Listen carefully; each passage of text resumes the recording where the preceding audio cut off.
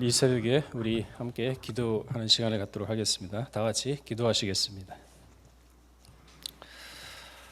사랑하신 하나님 아버지, 그날이 가까울수록 악한 자는 더욱 악해지고 거룩한 자는 거룩하게 되되 스스로 거룩하게 된다고 하였습니다. 아버지 하나님, 이 타락한 세상, 이 죄악된 세상을 저희 성도들이 살아갈 때 이 세상과 적당히 타협하면서 세상에 묻혀서 또한 동화돼서 살아가는 것이 아니라 오직 하나님의 말씀을 마음 가운데 모시고 그 말씀이 인도하는 대로 그 말씀이 어디로 가든지 말씀대로 순종하며 따라갈 때 세상을 이기고 죄악을 이기고 자신을 이겨서 오직 하나님의 뜻대로 사는 저희 평강의 성도들 다 될 수 있도록 인도하여 주고 축복하여 주시옵소서. 또한 사랑이 많으신 하나님 아버지, 이 세상 이 나라를 또한 기억하여 주시옵소서. 악한 자들의 계계가 참으로 나라를 망치고 나라를 무너뜨리는 가운데 있습니다. 저들의 계계를 소멸시켜 주시옵고 도말시키사 다시 한번 이 나라가 평안한 가운데 우뚝 서서 전 세계적으로 말씀이 전파될 때 아무런 장애가 안 되고 오히려 든든한 바탕이 되는 그러한 대한민국이 될 수 있도록 은혜 허락하여 주시옵소서. 또한 이 새벽에 저에게 귀한 말씀을 허락하여 주셨사오니 이 말씀을 상고하고 깨달을 때 마음 육비에 새겨져서 하나님의 말씀의 뜻이 무엇인지 분별할 수 있는 귀한 시간이 될 수 있도록 은혜 허락하여 주시옵소서. 모든 말씀 빌고 나올 때 존귀하신 예수 그리스도 받들어 감사하며 기도올렸사옵나이다. 아멘. 네, 오늘 같이 은혜를 받으실 말씀의 본문은 창세기 10장 1절과 32절 두 군데가 되겠습니다. 창세기 10장 1절과 32절 제가 받들어 봉독하도록 하겠습니다. 1절 말씀, 노아의 아들 셈과 함과 야벳의 후에는 이러하니라. 홍수 후에 그들이 아들들을 낳았으니. 32절, 이들은 노아 자손의 족속들이요 그 세계와 나라 대루라. 홍수 후에 이들에게서 땅의 열국 백성이 나뉘었더라. 이는 하나님의 말씀이니라. 아멘. 오늘 제목은요, 인류 계보의 시작, 인류 계보의 시작, 가로 열고 창세기 10장을 중심으로 가로 닫고. 참고적으로 창세기 10장 2절 제가 한 구절 더 봉독하도록 하겠습니다. 야벳의 아들은 고멜과 마곡과 마대와 야왕과 두발, 메섹과 디라스요. 네, 창세기를 보게 되면은 사람의 창조와 구원 외에도 우주 만물의 기원과 인류의 기원에 대해서 기록을 하고 있습니다. 그렇기 때문에 창세기를 근거로 해서 오늘날 70억 인류가 어떻게 시작됐는지, 어떻게 전개됐는지, 그거를 역사학 그리고 지리학적 관점을 통해서 보게 되면 명확하게 알 수가 있죠. 프랑스 역사학자 조르주 듀비라는 사람이 있습니다. 이 사람은요, 역사는 땅 위에 기록되어 있다 이렇게 얘기했습니다. 이 말이 무슨 뜻이냐? 과거 인간이 지나간 모든 흔적은 바로 땅에 남아있다는 얘기죠. 고대의 지명과 민족들의 명칭을 추적해서 올라가다 보면은 인류 기원의 흔적을 찾아볼 수가 있다는 것입니다. 다시 말해서 셈과 함과 야벳의 뿌리를 발견할 수 있다는 거죠. 더 나아가서 타락과 구속의 역사가 어떻게 전개됐는지도 우리는 발견할 수가 있을 것입니다. 이 창세기 10장의 노아 후손들의 전개를 알아야지만 에스겔 38장과 39장 그리고 계시록 16장의 내용을 이해하는 데 많은 도움이 될 겁니다. 덧붙이자면 에스겔 38장과 에스겔 39장 그리고 계시록 16장은 연관되어 있습니다. 세 개를 잘 묶어서 읽어보시면 아마 크게 깨닫는 데 도움이 될 겁니다. 오늘 이 시간에는 시간 관계상 다는 살펴볼 수 없고 야벳의 후손의 파생 경로가 어떻게 전개됐는지 그 부분에 대해서만 좀 살펴보도록 하겠습니다. 창세기 6장을 보게 되면요, 노아는 500세 된 이후에 하나님으로부터 홍수 심판의 경고를 받죠. 그 경고를 받은 후 80여 년이라는 시간 동안 방주를 짓습니다. 그리고 그의 나이 600세 2월 17일 방주에 들어가게 되죠. 그리고 그의 나이 601세 정월 초 하루에 물이 거치기 시작을 합니다. 거기에서 57일을 더 기다린 후에 2월 27일에 땅이 마른 것을 확인하고 비로소 방주에서 나오게 되죠. 창세기 8장 4절을 보시면요, 이미 이 방주는 7월 17일 날 아라랏산에 머물렀다 그랬습니다. 그렇다면 아라랏산은 어디일까요? 중앙아시아 지역인 지금의 터키 동부와 이란 북부와 아르메니아 중서부에 위치한 산입니다. 바로 이 중앙아시아를 기점으로 함과 셈과 야벳의 후손이 전 지구로 퍼져나가기 시작합니다. 요세프스에 의하면요, 야벳의 후손들은 아라랏산을 기점으로 타우루스 산맥을 거쳐서 아마누스 산맥을 넘어 동쪽으로는 아시아를 지나 티나이스 강까지, 그리고 서쪽으로는 유럽을 거쳐 카디즈까지, 이곳은 전에 사람이 살지 않던 땅을 차지하고 자기의 이름을 따라 국명을 지었다고 기록하고 있습니다. 타우루스 산맥, 지금의 터키 남부에 위치해 있으며 터키어로는 토로스 산맥이라고 부르고 있습니다. 이 산맥은 지중해 연안과 아나톨리 고원을 가로지르는 산맥이죠. 그리고 아마누스 산맥은 시리아 북서쪽에 위치한 산맥으로 터키어로는 누르 산맥이라고 얘기하고 있습니다. 그리고 아시아를 거쳐 티나이스 강까지 갔다고 했는데, 티나이스 강은 지금의 돈강이죠. 러시아 모스크바에서 대략 남쪽으로 700km 정도 떨어져 있는 강입니다. 그리고 유럽을 거쳐 카디즈까지 갔다고 했는데, 카디즈는 어디냐? 현재의 이베리아 반도. 이베리아 반도면은 스페인이죠. 스페인 끝자락에 위치한 항구 도시입니다. 성경에서는요, 이 지역을 땅 끝이라고 지칭을 하고 있습니다. 사도행전 1장 8절과 13장 47절에 그 말씀이 기록되어 있죠.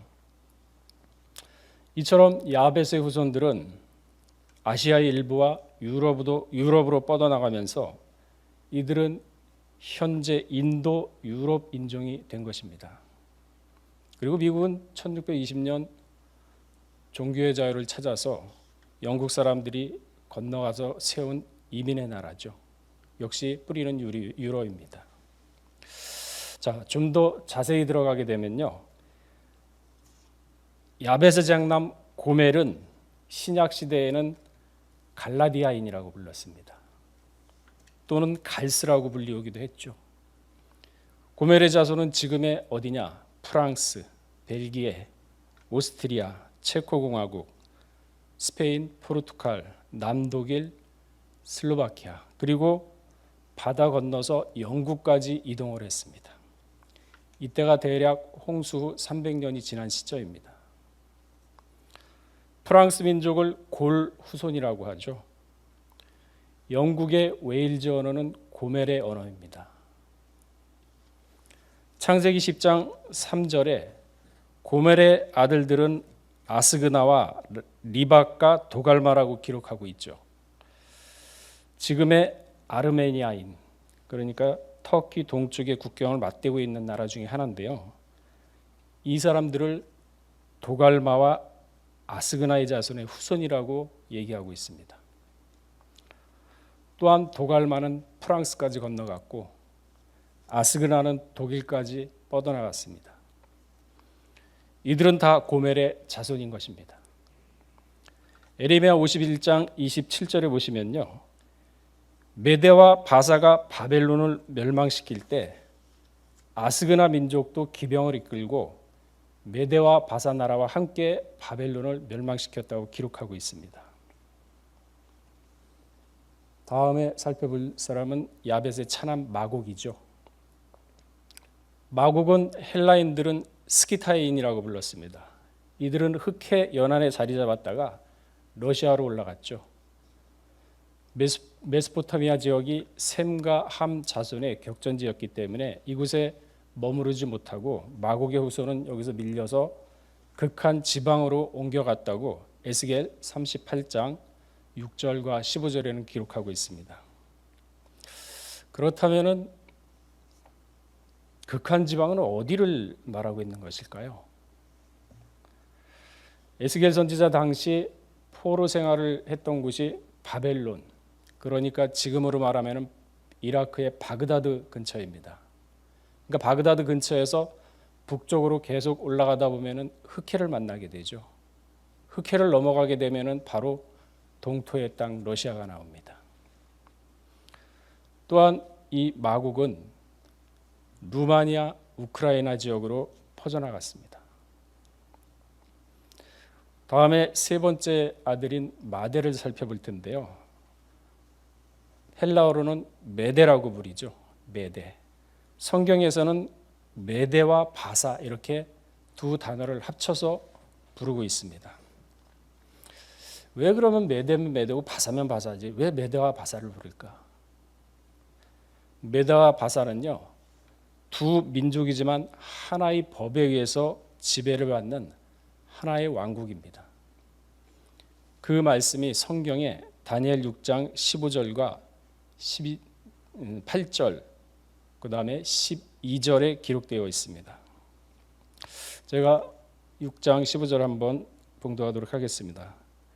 그 무리들이 또 모여 왕에게 나와서 왕께 말씀하되 왕이여 메대와 바사의 규례를 아시거니와 왕의 세우신 금령과 법도는 번개하지 못할 것이니라. 여기도 메대와 바사 나오고 있죠. 두 민족이지만 하나의 법에 의해서 지배를 받는 나라가 바로 메대와 바사였던 겁니다. 이후에는 메대는 빠지고 바사로만 불리웠는데 바사는 어느 나라냐? 페르시아입니다. 페르시아. 이들은 중앙아시아에서 살다가 일부는 인도 서북부로 이주해서 인도 원주민인 드라비다족을 정복을 하고 인도 대륙의 주인공이 되었죠. 일부는 이란으로 이주해서 지금의 이란인이 되었습니다. 또 일부는 역시 유럽 쪽으로 뻗어나가 누가 되었느냐? 그리스인, 로마인, 게르만인의 조상이 된 사람들입니다.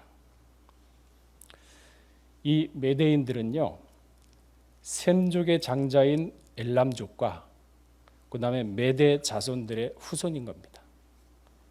그 말씀이 사도행전 2장 9절에 있죠. 이 메대인들은 또한 아리안족으로 불리우기도 했습니다. 아리안족. 이 아리안족은 인도를 정복하고 카스트 제도를 만들어서 인도를 지배해왔던 것이죠. 한마디로 굴러온 돌이 박힌 돌을 뺀 겁니다. 카스트 제도는 오늘날 지금까지도 인도 사회의 근간을 이루는 신분 제도입니다. 또한 한편으로는 인도의 발전을 가로막는 장애로 작용하고 있는 것이 바로 카스트 제도입니다. 아까 아리아인들은 이란인이 되었다 그랬는데 이란의 뜻은 무슨 뜻이냐? 아리아인의 나라, 그런 뜻입니다. 아리안의 뜻은 고귀한 자, 도덕적으로 유전학적으로 아주 우월한 인종이라는 주장을 하고 있는데요. 우리가 잘 아는 히틀러 역시 아리안족의 후손이죠. 그래서 히틀러는 아리안의 순수 혈통을 지키기 위해서 유대인을 학살을 하는 그런 만행을 저질렀습니다. 그러나 한 가지 우리가 알 것은 아리안족은요, 엘람족과 메대족의 혼혈 족속입니다. 히틀러는 그건 몰랐던 거죠. 넷째로 야완을 한번 살펴보겠습니다. 야완은 다니엘 8장 21절에 보시면은 숫 염소 그리스 왕이라고 기록을 하고 있습니다. 에스겔 27장 13절과 19절, 이사야 66장 19절, 역대상 1장 7절에 야완으로 기록이 되어 있습니다. 야완은 그러면 누구냐? 소아시아 에게해 연안의 그리스인들을 야완이라고 합니다. 이사야 66장 19절에는 이 야완이 하나님의 영광을 선포한다고 기록하고 있습니다. 그리고 에스겔 27장 3절에도 보면요, 야완이 두발과 메섹과 함께 두루에서 교역을 함으로 많은 이익을 냈다고 얘기하고 있습니다. 참고적으로 우리가 성경을 이해를 하기 위해서는 역사를 알아야 되거든요. 그리고 이 구속사는 세계사를 움직이기 때문에 세계의 역사를 알아야지만 성경을 이해하는 데 많은 도움이 됩니다. 그래서 제가 참고적으로 말씀드리자면 성경에 두루와 시온이 많이 나옵니다. 두루와 시온. 이 두루와 시온은 누구냐?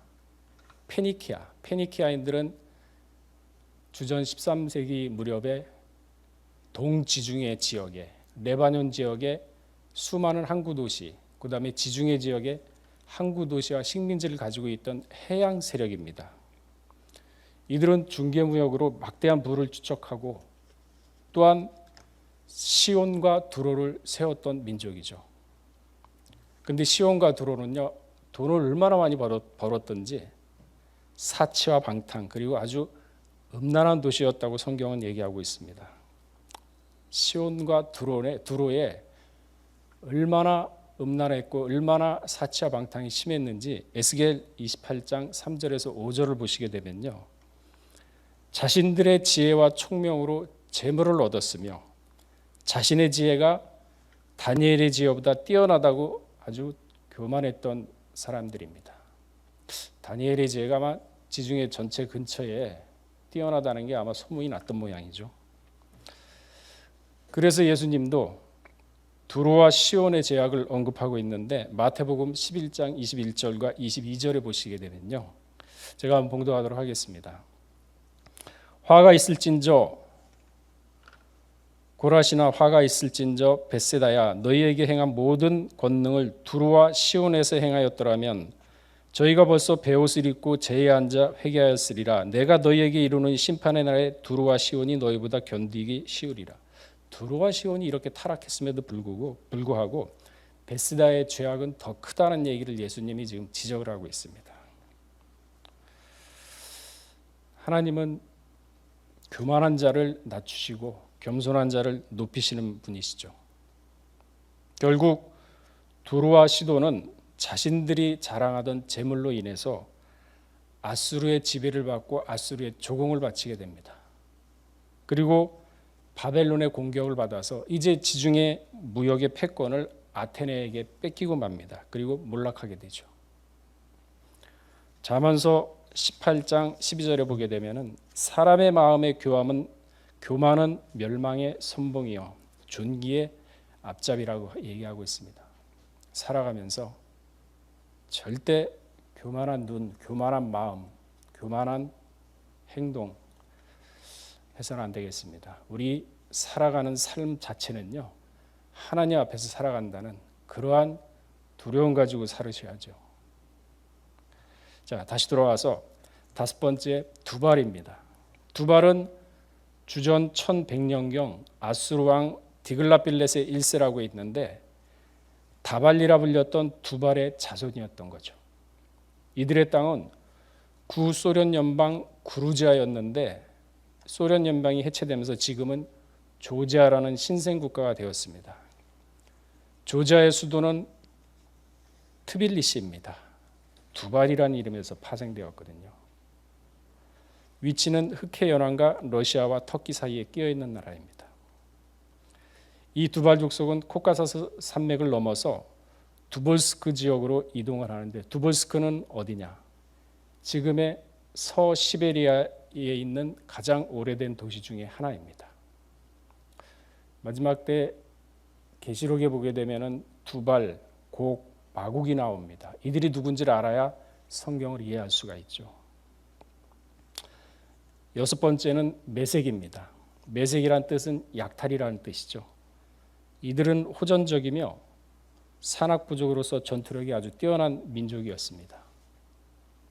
역시 에스겔 27장 13절에 보게 되면 두발과 야한 족속과 함께 두루에서 노예 무역을 하면서 큰 이익을 남겼다고 기록을 하고 있는데, 그리고 에스겔 38장 2절과 39장 1절에 보면 앞으로 하나님의 백성을 침략할 사악한 민족이라고 예언을 하고 있습니다.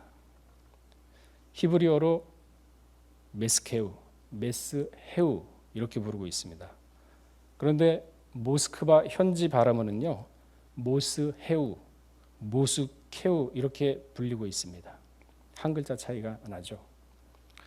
메섹은 모스크바 지역의 옛 명칭입니다. 땅덩어리가 넓은 러시아는 두 개의 중심 도시가 있는데, 그 하나는 유럽 러시아의 중심부인 모스크바이고 또 다른 하나는 서시베리아 중심인 두벌스크입니다. 에스겔 38장 15절에 보게 되면요, 극한 지방이라는 지역이 나오는데, 극한 지방은 어딘가? 바로 러시아였죠. 이 러시아의 메섹과 두발, 나중에 사악한 민족으로서 하나님의 백성을 친다는 얘기입니다. 그렇다면 에스겔 38장 3절에 읽어보시면 로스라는 얘기가 나옵니다. 로스. 근데 에스겔 당시에부터 신약시대에 이르기까지 로스라는 나라는 한 번도 등장한 적이 없어요. 역사상에 등장한 적이 한 번도 없습니다. 근데 시간이 흘러서 주후 880년경에 스칸디나브 반도의 바이킹족 일파가 루스라는 족이 있습니다. 이 루스라는 족이 키예프 일대를 장악하고 당시 원주민이었던 슬라브 민족을 정복한 후에 키예프 공국을 건국하게 됩니다. 공화국이 아니라 공국입니다. 이러면서 역사 무대에 처음으로 등장하게 되죠. 이 키예프 공국은 어디냐? 러시아의 전신 국가입니다. 그래서 루스라는 이름을 따서 러시아라고 부르게 된 것인데, 이 러시아라는 이름의 뜻이 뭐냐? 루스의 나라라는 뜻입니다.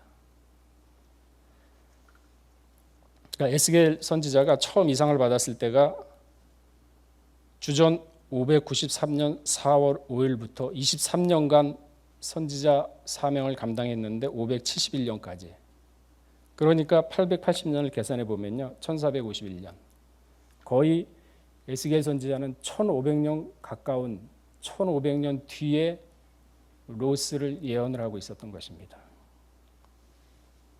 역사와 세계의 주관자는 누구냐? 하나님이시죠.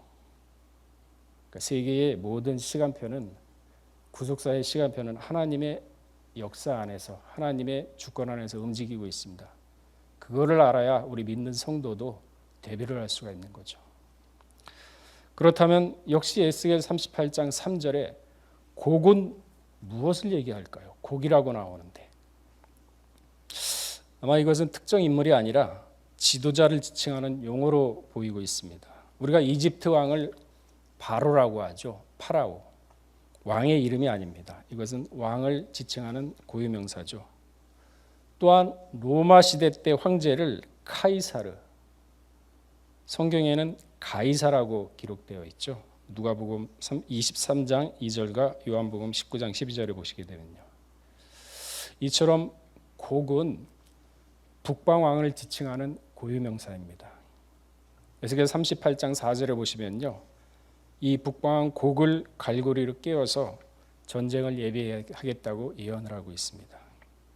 자, 마지막 제 디라스에 대해서 한번 알아보도록 하겠습니다. 헬라어로 트리키아라고 불리는 사람들입니다. 이들은 발칸반도 동부 일원에 있는 지방에 거주하고 있으며 구 유고 연방 지역을 얘기하고 있습니다. 오늘날에는 불가리아 남부, 그리스 동부, 그 다음에 터키의 유럽 쪽을 가리키는 지역을 얘기합니다. 호전적이고 아주 야만적인 민족으로 알려져 있죠. 지금까지 노아의 아들 중에서 야벳의 7 아들에 대한 후손들의 계보를 한번 살펴보았습니다. 이들은 중앙아시아를 기점으로 해서 유럽과 아시아 일부로 퍼져나가면서 왕국과 민족을 이루면서 현재까지 이르게 된 것이죠. 마지막 때는요, 에스겔 38장과 39장 그리고 계시록 16장을 읽어보게 되면 어떻게 전개될 것인지 자세하게 나와 있습니다.